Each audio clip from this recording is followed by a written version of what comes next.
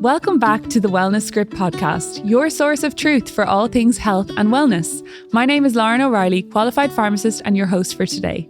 I'm joined by Elle Kelly, a registered dietitian who specialises in disordered eating and sports nutrition and supports women to restore their menstrual health and rebuild their trust and relationship with food. Today we're discussing why periods can disappear, how underfuelling and overtraining show up in real life, and the most practical steps to support recovery and long-term health.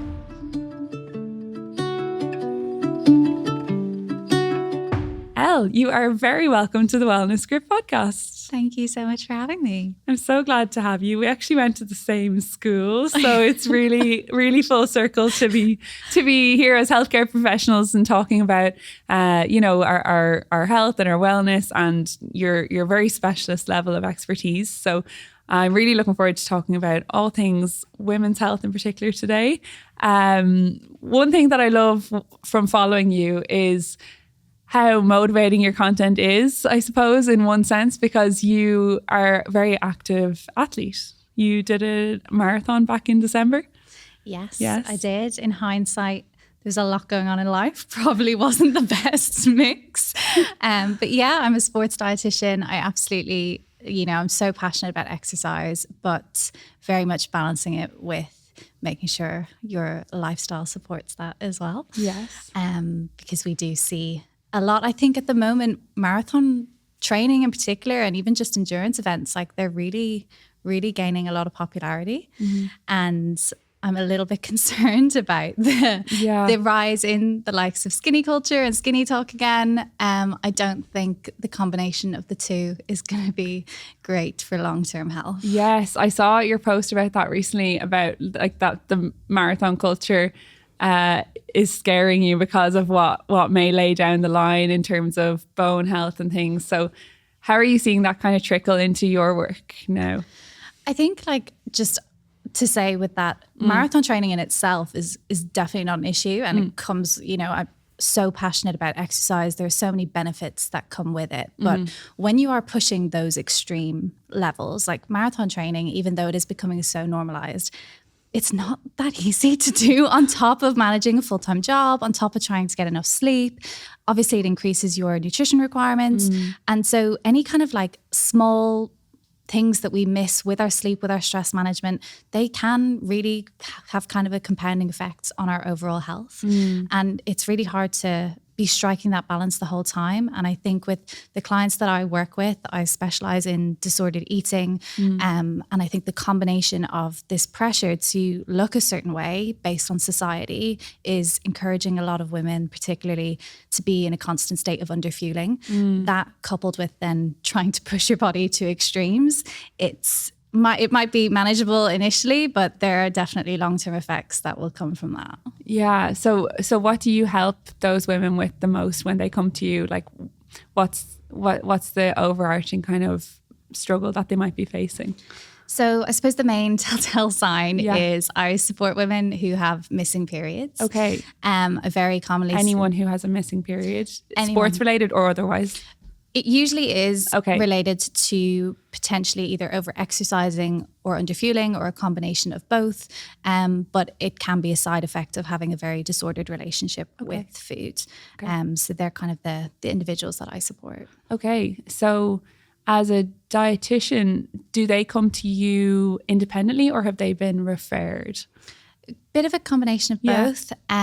Definitely a lot more self-referrals. I think people are beginning, thankfully we are talking a lot more about REDS, which is relative energy deficiency in sport, for which losing your period is one symptom of. Okay. And I think a lot of people, I get a lot of people coming to me because their coaches have noticed that their performance is starting to take a hit and they need to look at their nutrition, and we start to look at what their nutrition is like in terms of their training load and if it's supporting that. And very often they are chronically underfueling. Wow. And a lot deeper than that, there is challenges with their relationship with food. So I always say I can give anyone a meal plan. I can tell anyone how much they should technically on paper be eating, but very few people that come through my doors can actually implement that because there is a very strong voice in their head.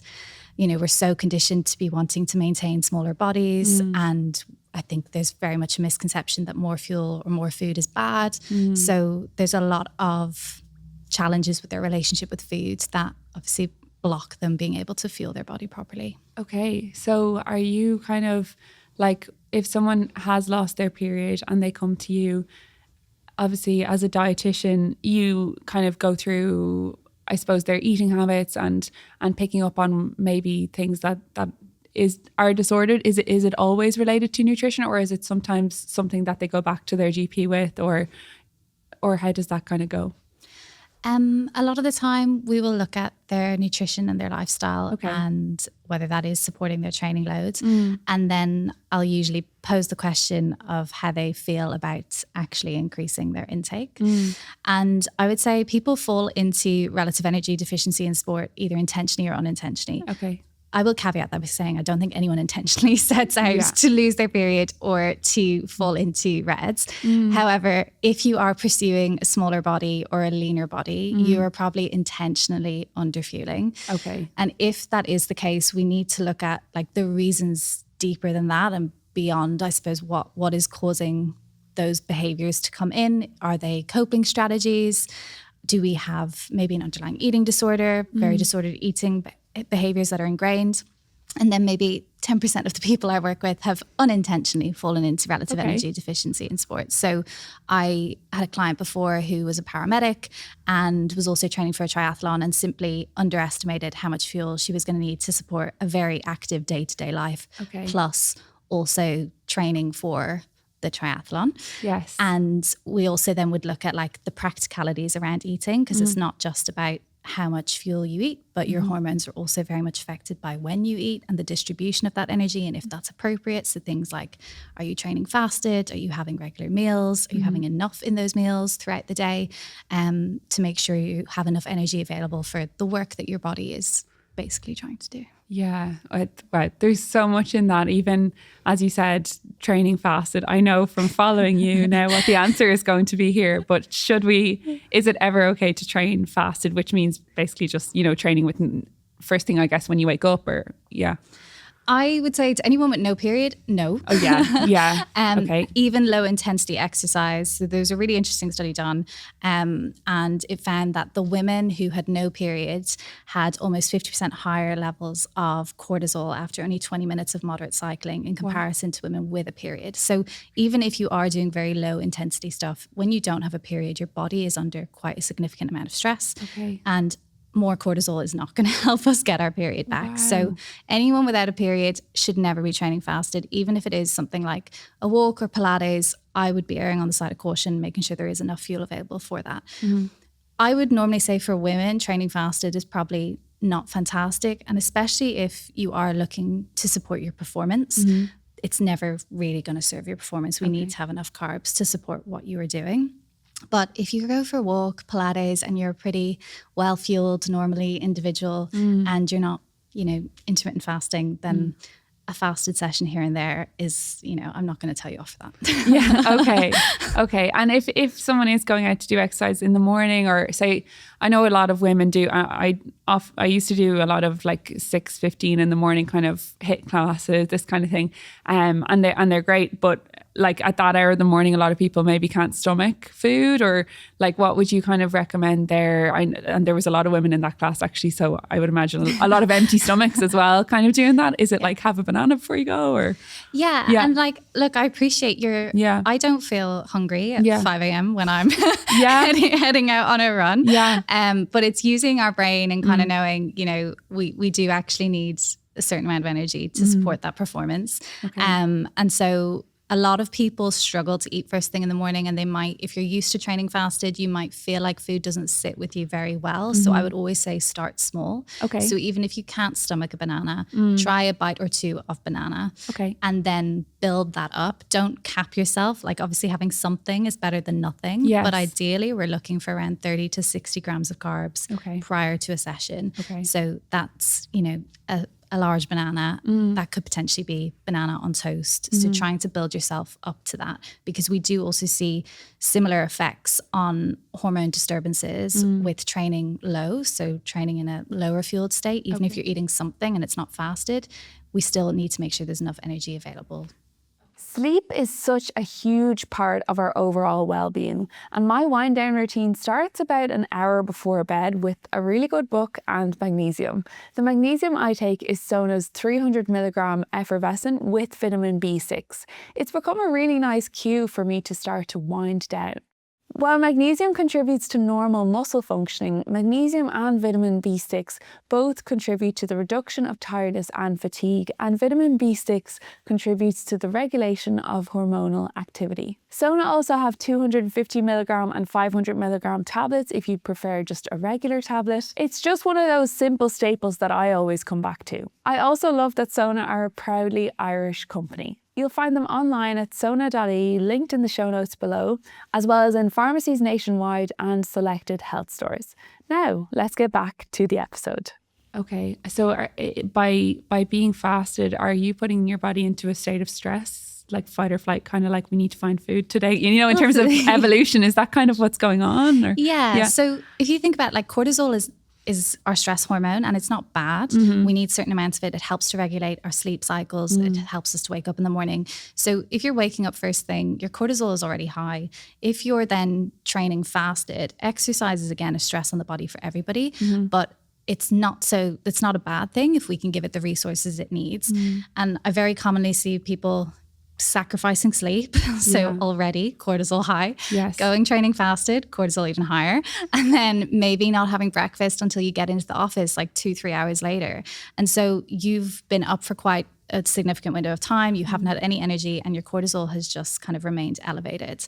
And we know that when our cortisol remains elevated for a very long period of time, that can influence the production of other hormones, because your body is, you know, it can't really tell the difference. Are we running from a bear or what's going on? And that's for men and women, right? You know, exactly. Women are definitely more sensitive. But it does affect men. That's so interesting because it is a huge culture, and we are hugely into fitness and classes in the morning, runs in the morning, and it's brilliant. And I can see how a lot of people, maybe they are trying their best and they're getting the overnight oats ready for in the morning to have at their desk when they get to the office. But as you said, that could be 10 o'clock then by the time they had it and they did their run at 7. And by that stage, your cortisol levels are rather high. And then you're faced with your emails and everything else. So you're kind of really just coming into a real state of stress, I suppose. Another, I suppose you mentioned period loss, and there's a term that you share on through your social media a lot, which is HA. Could you explain kind of what that is, and we'll just kind of delve into, you know, who that affects? And So HA stands for hypothalamic amenorrhea, which I appreciate is a mouthful, so we can refer to it as I'll HA. just say HA. It took me ages to be able to roll it off the tongue like that. But that basically gets its name from the hypothalamus, which is like the control center of your brain. And that is particularly sensitive to stress. And stress, I think a lot of people fail to recognize, can be both physical and mental. So yes, it's the mental load of the stress at work, emotional stress, but physical stress can be registered in the body through things like underfuelling, significant changes to your weight, if you've lost a lot of weight, not sleeping great, exercising a lot, and then that combination of exercising a lot and not eating enough is registered as a stress on the body. And when our hypothalamus senses we are under a lot of stress, it downregulates the production of follicle-stimulating hormone and luteinizing hormone, which influence estrogen and progesterone, which leads to ovulation and menstruation stopping. So our ovulation stops first, and then we get that loss of periods because our hormones are all over the place. Yeah, essentially, body is sensing it's not safe to reproduce. And if you think about your body, it is basically a host of all these different systems that cost energy. So you've got your thermoregulation system, which regulates our temperature. You've got your gastrointestinal system, you've got your reproductive system, you've got your nervous system, and all of these require energy to function. And when you're in a state of low energy availability, which essentially means your body doesn't have enough energy to cover the cost of intentional movements and all of the physiological functions within your body, it starts to basically say, right, well, what can we need to conserve energy, so what can we cut off here? And very often we will get that reproductive system being shut off because we don't have the energy to support the function of it. And this is something that I think a lot of people don't realize is losing your period is kind of one major symptom that we can see because we're maybe not having that bleed every month, but there's usually a lot of other internal things that we can't see, and they can show up in symptoms like feeling bloated all the time, feeling cold all of the time, maybe just not having as much like energy. Our brain requires a lot of energy, and so we start to see changes in things like mood, our cognitive performance, and these are all symptoms that we're in that state of low energy availability and our body's trying to conserve energy. Okay. And for women in particular, is it ever the case that they are in low energy availability, but maybe they haven't fully lost their period, but it might be irregular or something like that maybe? Yeah. So sometimes women will completely lose their period. And then I have a lot of clients who notice their periods have started to become irregular. Okay. Which, if your periods are normally quite regular, can be a sign that your body's under stress. It's, your hormones are struggling to keep up. They're starting to kind of go out of whack. But those other symptoms like your performance starting to decline and even your sleep being impacted. So going back to cortisol is really important for the regulation of our sleep cycle. And also our appetite hormones get kind of played around with. So leptin, which is our satiety hormone, tends to increase. And that has been linked to poor sleep because ultimately our body's trying to get us to stay alert and try to find food. So that can lead to that feeling of like being tired but wired. Your sleep is one of the metrics that I definitely see in a lot of clients, and it's all linked. So the period is one symptom, but there's usually a lot of other things going on in the background. And in terms of motivation, it's probably it is like always something to look into if your period has gone missing, right? And is there, I suppose the first part of my question is there a time frame, like my period's gone missing for X amount of time, now it's time to look into it? And I suppose the other part of that is the motivation that people have to come see you. Is it always from a health perspective?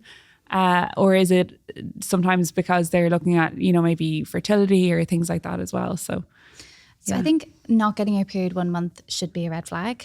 And if 1 month even. I think it's good for you to kind of, as a barometer of your health, to be checking in and thinking, okay, look, was I traveling? Was I particularly stressed this month? It's something to keep an eye on, but you not getting your period is a sign that there's something going on.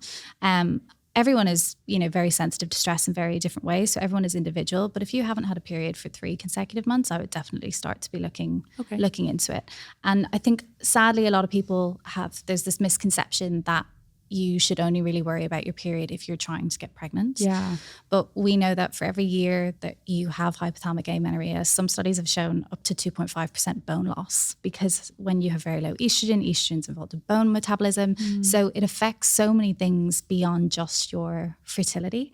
And I think the motivation for a lot of people coming to me is when they start to, that there is usually a disordered relationship with food entangled in this for a lot of my clients, and it's seeing the impact of that on their life, maybe on their performance if they are in sports, and even just like baseline levels of anxiety and stress. Ironically, like stressing around foods is obviously going to make you feel even more stressed, and that's going to impact things. But a lot of evidence has again highlighted that when you have HA, whether you have a disordered relationship with food or not, you typically do have higher levels of stress within the day, and higher levels of anxiety. Okay. So it's cause and its effect. Yeah, exactly. Okay.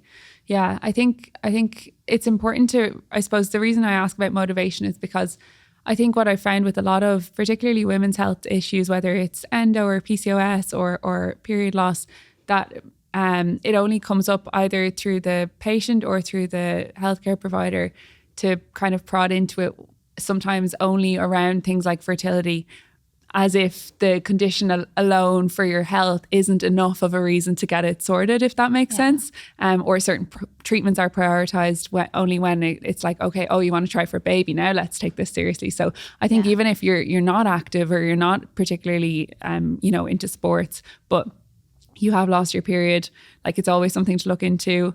And then I suppose the other part of that is, even if you're not interested in, or if you're not thinking about kids or having a baby or anything, it could potentially affect future fertility. Like if you let that go on, is that true? Or I think it is very mixed. Okay. I've, had clients who've not had a period for 10 years get pregnant once they have it back. So well, that's great. Like the long-term effects on fertility, I don't think are as much of a concern as we maybe once thought they were. and there's obviously so many things that impact your fertility, whether you have a regular menstrual cycle or not. But I think it's so important to be looking into, regardless of whether you're in sport or not, and regardless of how you feel about, you know, your relationship with your period. I can remember when I first lost mine, I was like, yippee, I don't have to deal with this every month. So it is really individual for everyone, but it is, I suppose, important to see it's not just about that bleed. It's about what else, like what is my body telling me by not having a menstrual cycle this month? There's something going on, and sadly, you know, you might not notice the effects of it initially, but that I very often see people in clinic with stress fractures, and that's when they start to, you know, it's when they're injured or when they start to have those effects that are impacting their life more significantly. Then they're like, oh, maybe I should have looked into that missing period a while ago. Yes, exactly. Well, I always like seeing that you share success stories with regards to periods coming back, but also like good news stories, like women getting pregnant after years of having irregular cycles or lost their period. That's great. But I think on the other side of that, as you said, there may be athletes who are thinking out there, oh, this is great, now I don't have to deal with the period every month, but and maybe it won't affect my future fertility, maybe I can still get pregnant, but it will affect your future bone health, you know, so it is really important to address it. And even in the short term, like we see that having relative energy deficiency in sport doesn't support your performance. And like the fluctuations throughout your menstrual cycle. So normally in our luteal phase, progesterone is higher, we can feel more tired, we can find endurance sports a lot harder because our body temperature is harder to regulate. And so like the fluctuations in your cycle might appear like they hinder your performance, and maybe they hinder your like motivation to train. But we know that having enough estrogen is really important for obviously bone health, and so not having that can increase the risk of injury and stress fractures, and obviously delay the recovery from that. But estrogen is also anabolic, so we need that to support muscle growth and repair. So actually having your menstrual cycle serves your performance, like even in the short term, more than it does to not have a period.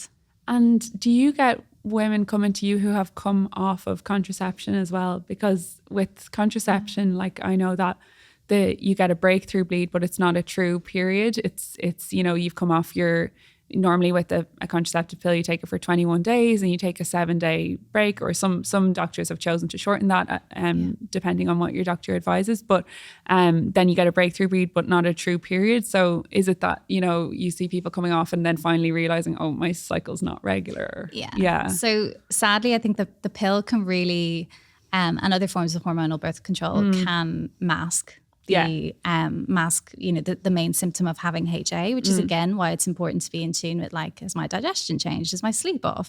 Like looking at those other symptoms. And previously we would have prescribed the pill to if someone had no period. There is a myth that it regulates your cycle. It doesn't, because as you said, it is a withdrawal bleed. It's not a real period. It doesn't bring your period back, but it can protect against the long-term effects on your bone health. We now prescribe HRT for that. It has been proven to be a lot more effective at preserving bone health and protecting against the impact of on your heart health as well, because low estrogen can lead to high cholesterol levels. So it's amazing how linked all of this is. But very commonly people will come off the pill and you're kind of trying to work through mentally, you know, like, when did my diet change, or when did my training change, when did my weight change, and how long could this have actually been going on for? It's it obviously that I'm not the pill is so useful and has uses outside of contraception as well, but it is always interesting to kind of, I suppose, realize that when we're on contraceptive methods for a really long period of time, it can like mean that we're not as in tune. Like, as you said, if your period was gone for even 1 month, it's an indicator that perhaps, you know, there's something else going on, or you've been traveling, or you've been sick, or you've been just going too hard at it. So you kind of miss those signals then if you're on this hormonal boat. So then it's just all the more important to tune into your body in general and your sleep and everything. And I think talking about periods and getting them back, so obviously it is possible then for women who fit the criteria that you meet to get it through diet and lifestyle alone. I always say it's the behaviours that probably led to your period going missing that are the key in getting them back. Which is, again, really hard if you've engaged in these behaviours like restriction or cutting out carbs in a pursuit of maybe health or changing your body. And that could be really hard to accept that that might need to change. Yeah. But yeah, mainly it is through diet, making sure you have enough energy, but also making sure you have enough carbohydrates. Carbohydrates are really important for the production of our hormones. And so it is about making sure we have enough energy available, but also thinking about the distribution of that energy, because your body is going to register stress. If we go back to that example of, you know, somebody getting up early, training fasted, not having breakfast till they get into the office in the morning. I don't like people to get caught up on like, oh, I've moved more in the first half of the day, so I should eat more. But in theory, you know, your body's kind of been in a deficit all that morning. And even if you do eat enough by the end of the day, there's a big window of time it's been quite stressful and it's going to end up playing catch up for all day. Okay. So really important that the body has energy. It doesn't have to go looking for it the whole time.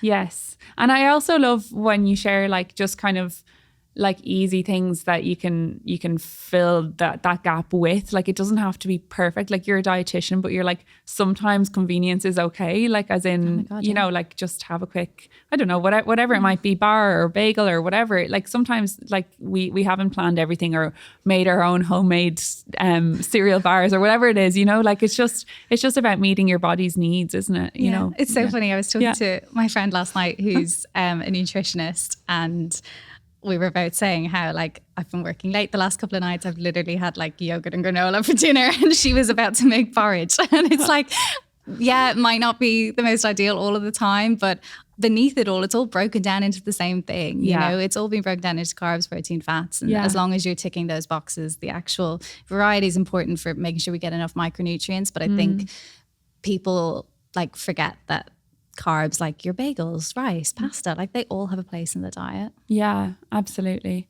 And in terms of your work as well, do you come across women who have PCOS and endometriosis? Do they kind of get referred back to their doctors if you find that their symptoms are looking like something that needs to be investigated further? Yeah, so I get a lot of clients who come to me with a diagnosis of PCOS or potentially a misdiagnosis of PCOS. So I see a lot of people who've been diagnosed with PCOS, and because a lot of the, I suppose, more outdated and generic recommendations in terms of lifestyle and diet for that is usually to lose weight or cut carbs. And it's not actually cut carbs, it's choosing lower glycemic index carbs. But I think that is sometimes lost in translation in, you know, a 10-minute appointment at the GP's. Yes. So I sadly do have a lot of clients who've been diagnosed with PCOS, and then in a pursuit to lose weight, they've gone to the extreme levels with restricting their intake, completely cutting out carbs, and maybe exercising too much. And then they lose their period completely. And in those instances, we have to focus on getting your period back, and then we can think about the lifestyle advice and dietary changes that we could make for the management of PCOS and how you can hopefully regulate your cycles and mitigate the side effects of that. But it is quite common for women with HA to be misdiagnosed with PCOS because for a PCOS diagnosis, you have to have polycystic ovaries, you have to have high androgens and missing or irregular menstrual cycles. And very commonly women with a missing or irregular menstrual cycle can also meet the criteria for PCOS because the follicles in their ovaries haven't matured, and so they might have polycystic ovaries.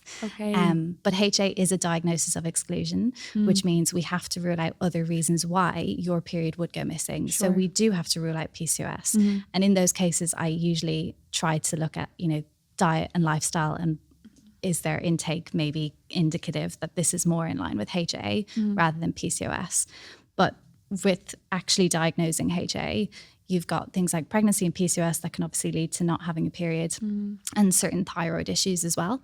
But what's really interesting is your thyroid hormones are usually downregulated and suppressed as a result of low energy availability.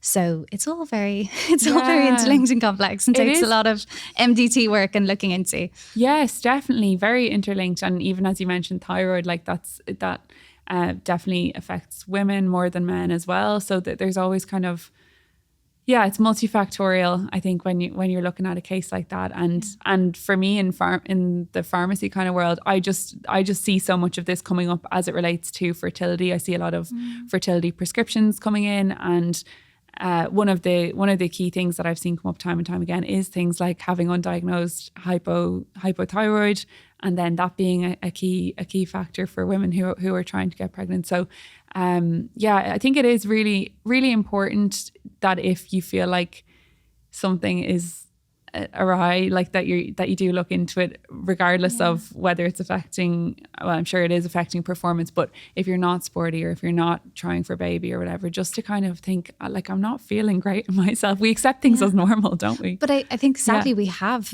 normalized that so much. Yeah. And I often get people referred to me from a private GP who, you know, have their thyroid hormones are low, and the GP has kind of said, I actually suspect there's maybe low energy availability at play. Could you do an assessment? Okay. And like, I think people are often surprised that they're not eating enough because it is so normalized we live in this hustle culture where it's like 5 hours sleep, go smash a workout, go work a 12-hour day, like haven't eaten since breakfast and wearing that as like a badge of honor. So sadly it is so normalized. And I think especially us as women, like I very easily feel like I'm living in a constant state of stress and sometimes have to check ourselves and bring us back down. But it is sadly just so normalized, which I think makes it harder to, disordered eating is so normalized. It makes it harder to assess How do you overcome that when it's so ingrained? Like how is it, like through, like I know you're a dietitian, but obviously there's a huge psychological element to your work and like coaching almost, like to retrain. I think people are always like, why is my dietitian talking to me about self-care and stress management?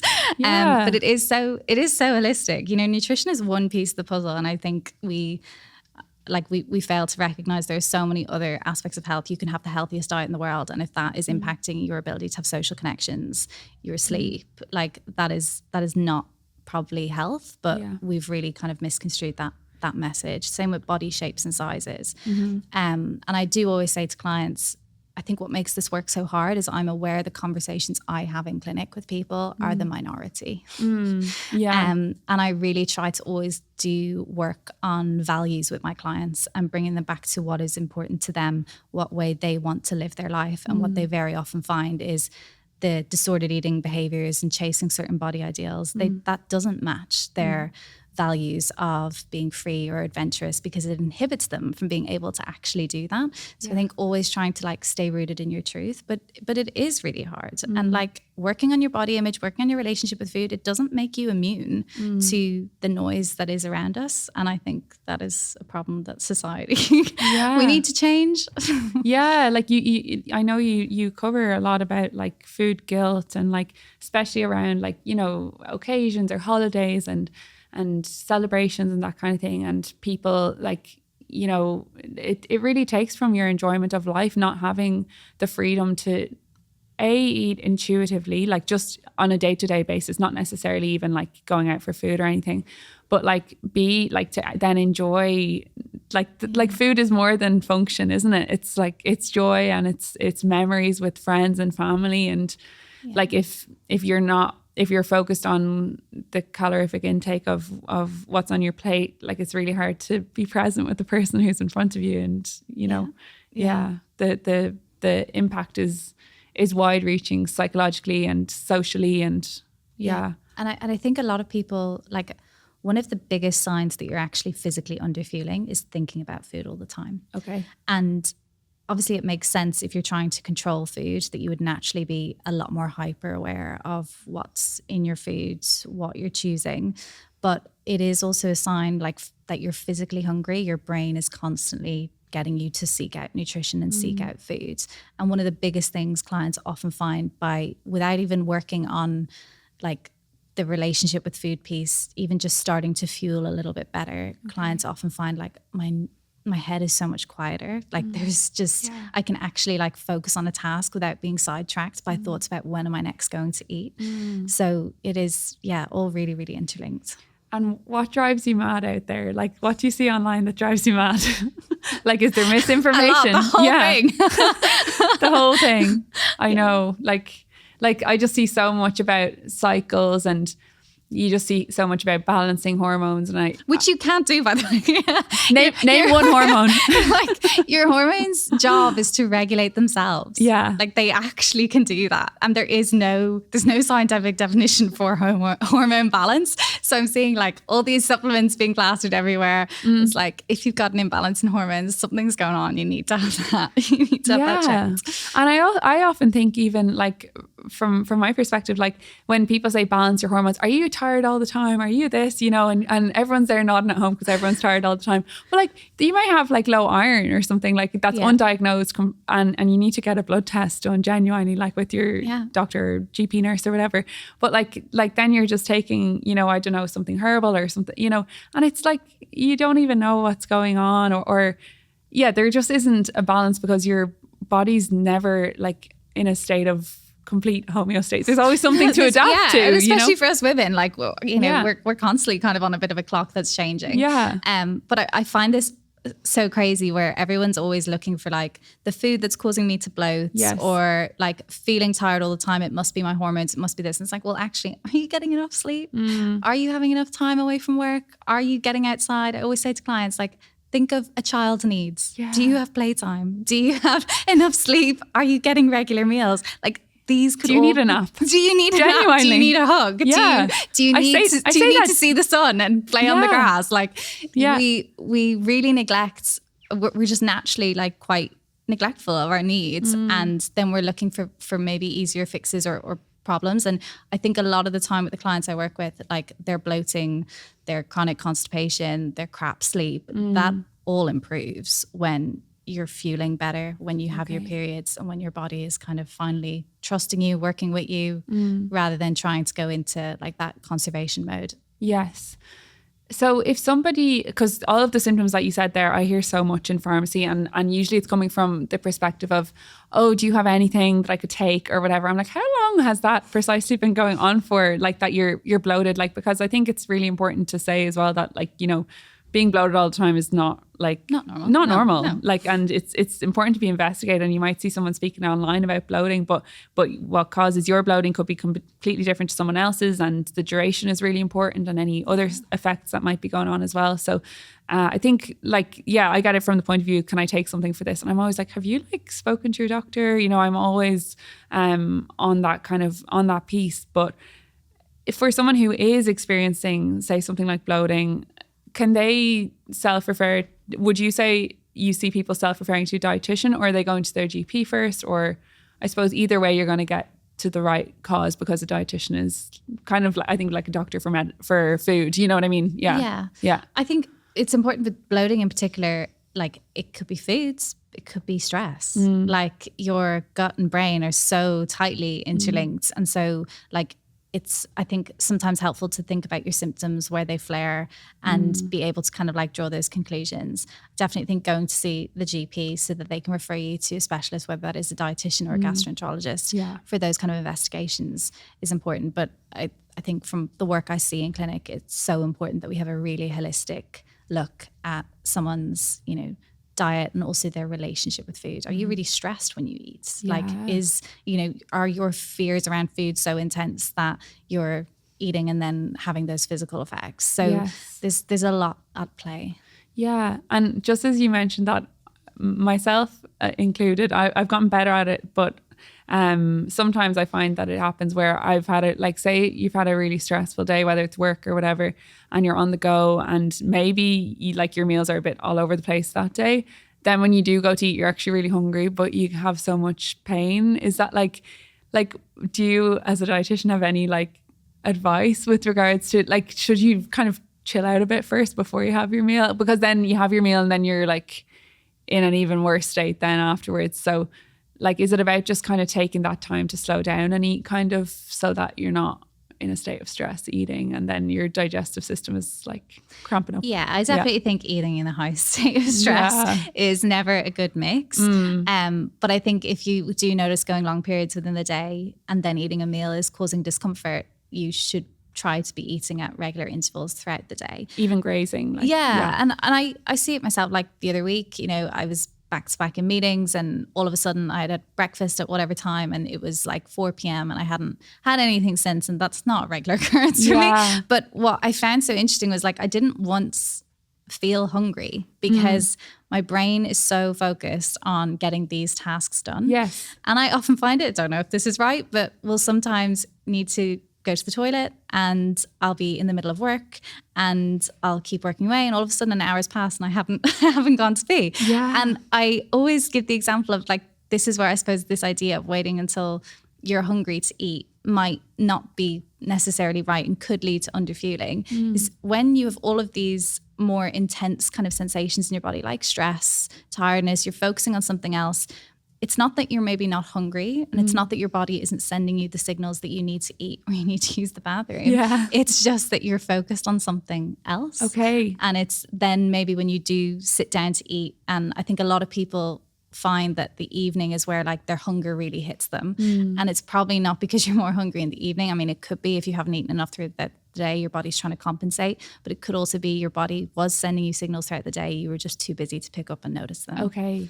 So those like regular check-ins with seeing how we're feeling, seeing where our stress levels are at, is our body needing something throughout the day, is really, really important. Okay. And then I would imagine if you're kind of trying to play catch up then in the evening, your body has a lot of digestive work to do in the hours before sleep, and then you're affecting your sleep. That can impact your sleep. Sure. Yeah. And that's where you get into the kind of cycle of maybe not having great sleep, not having regular eating patterns, and kind of just, and then feeling lethargic and that kind of thing as well. And I just get the kind of general complaint. It's always so hard to dissect from, obviously you've limited time in kind of a pharmacy setting or whatever, but like bloating, tiredness, and just not sleeping great. And they're like, I don't know why I'm not sleeping. I feel exhausted, that kind of thing. So I think it's really great to kind of hear these kind of maybe daily patterns, and hopefully if this is like resonating with anybody at home listening, that you can kind of spot, oh, that's kind of something that I've been engaging in, that kind of behavior. But I think, and correct me if I'm wrong, but I think a lot of the work that you do is largely influenced by a huge hang up in society of like that kind of the aesthetic piece, like the diet culture, what we talked about at the start, which is like marathon training now really being popularized.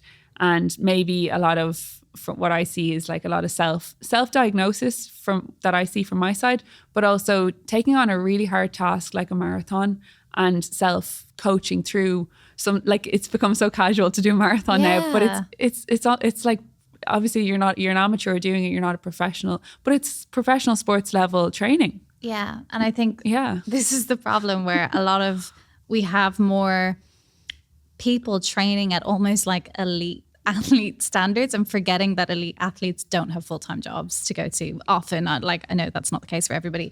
And they have teams around them, and, their fuel is really like they work with dietitians, they're eating like athletes. And if you're training like an athlete and not eating like an athlete, we're going to run into issues.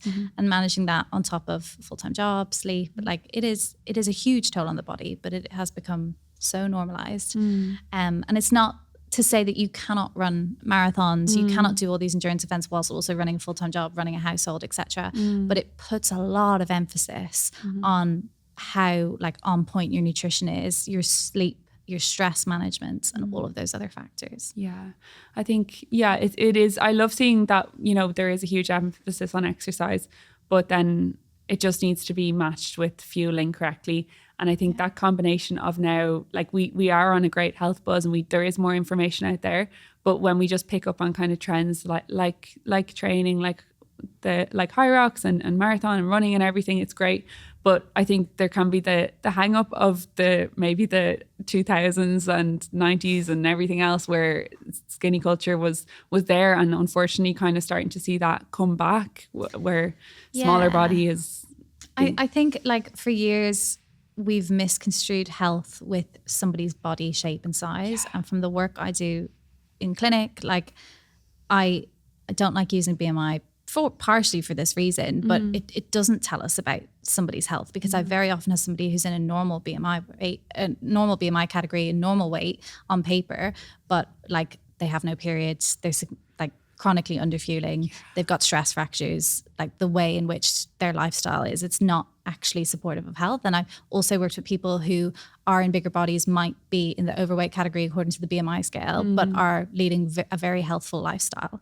And so it's really, really like your health is so context dependent. But I sadly think that this narrative that we've had with health being so misconstrued with just weight, we see that in the sports space where people think leaner or lighter is faster or fitter. And it's definitely not the case if, in order for you to obtain that lean body or be lighter, involves you chronically underfueling and as a consequence losing your period and being in that state of low energy availability, that is not going to support your performance. That's just so powerful. I wish I had this information sooner, like even as a teenager, because like I was pretty active, like not running or anything, but like dancing and like all the kind of activities. And even I feel like just going to school or going to college uses up so much energy. Like your brain is fueled by carbohydrates, you know. So like if you're not even fueling enough for your study, I was just tired all the time and hungry all the time. And I was thinking about, and I wouldn't have considered that I had disordered eating. I just didn't know that, you know, if you're this active, you should be eating enough, as you said, unintentionally, just not eating enough. So like your brain alone requires the equivalent of 8 slices a day 8 slices of bread per day in carbohydrates.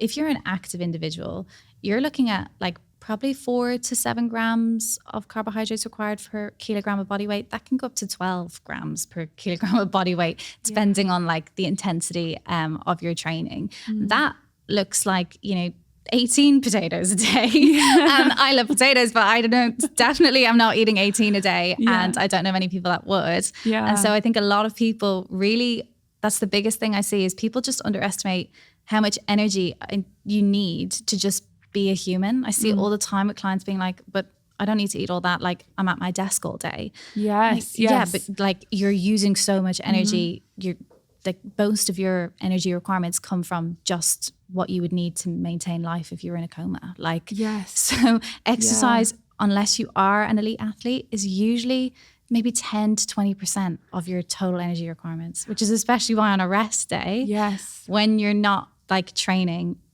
you do not need to be significantly cutting your intake. Yes.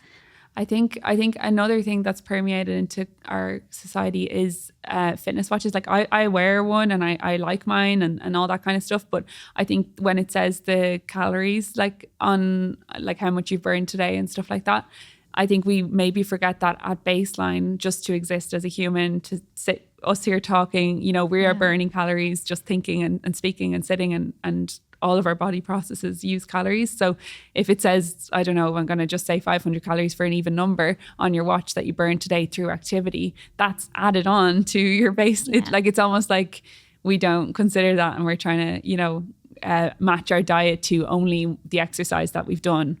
When being a human takes a lot of energy too. And I mean, like a watch can give us a good indication, but it shouldn't. I see it a lot that it's permission. Like permission. A lot of clients see it as like, well, my watch says I've burnt this, so I can eat that. Deserve. But actually I always say like your body is the best source of feedback. If you're thinking about food all day, if you're feeling crap going into your sessions, if you're not recovering very well, if you're feeling depleted after every session, that's not necessarily a sign of a good workout. That's a sign that you're probably underfueled.